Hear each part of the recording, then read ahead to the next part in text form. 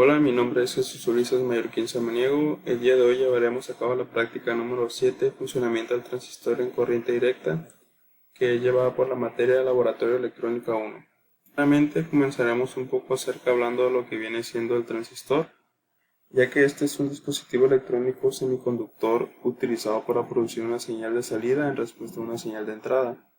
Este cumple con funciones de amplificador, oscilador, conmutador o rectificador. Este dispositivo semiconductor posee tres capas que consisten en dos de un material tipo N y uno tipo P, el cual es el transistor NPN, o bien de dos capas de material tipo P y una tipo N, el cual es el transistor PNP.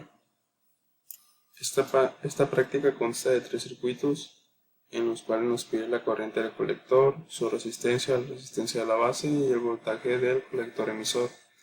En el circuito número 2 nos pide calcular la corriente del colector, el voltaje de entrada, beta y la resistencia de la base. Y por último, en nuestro circuito número 3 nos piden calcular la corriente de la base, del colector, el voltaje del colector emisor, el voltaje del colector, el voltaje de la base y el voltaje de el emisor.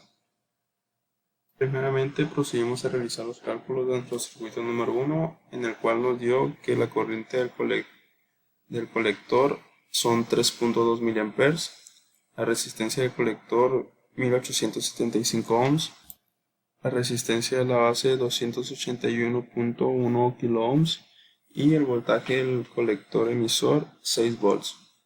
Aquí se muestra nuestro primer circuito implementado ya en Multisim.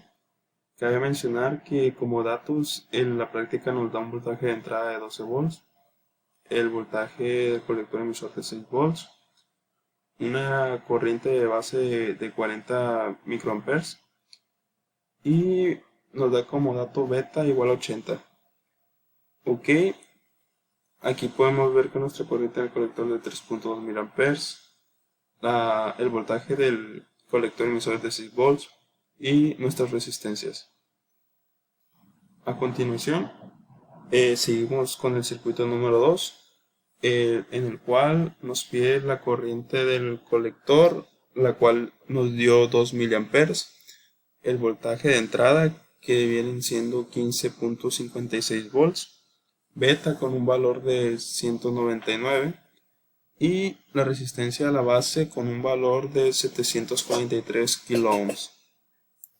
Aquí está nuestro circuito número 2, ya implementado igual en Multisim, con los valores de voltaje que nos dieron los cálculos de 15.5.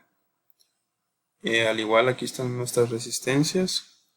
También cabe mencionar que como datos el circuito nos da el voltaje colector emisor como 7.2 volts, una resistencia de 2.2 kΩ, una corriente IB de 20 microamperes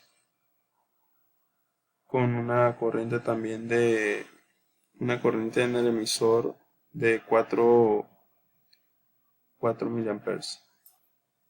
Muy bien, entonces aquí se muestran nuestros valores obtenidos en nuestros circuitos, implementando como datos los valores que nos están dando en nuestros cálculos matemáticos primeramente. Muy bien, a continuación continuamos con el circuito número 3.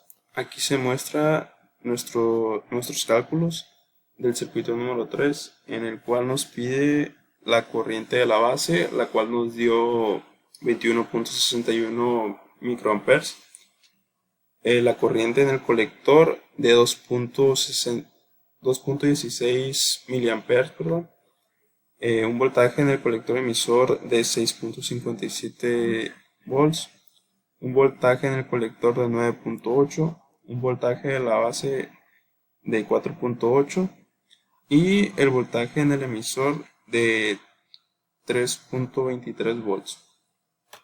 Continuaremos el circuito en Multisim. Aquí está ya implementado nuestro circuito con los datos que nos arrojaron los cálculos matemáticos. Un voltaje de entrada de 15, nuestros voltajes ya implementados también, aquí se pueden notar, y también con sus dichas ya mediciones que requería el circuito. Muy bien, esto sería todo de mi parte. Con esto finalizo yo mi práctica número 7 de la materia de Laboratorio de Electrónica 1. Hasta pronto.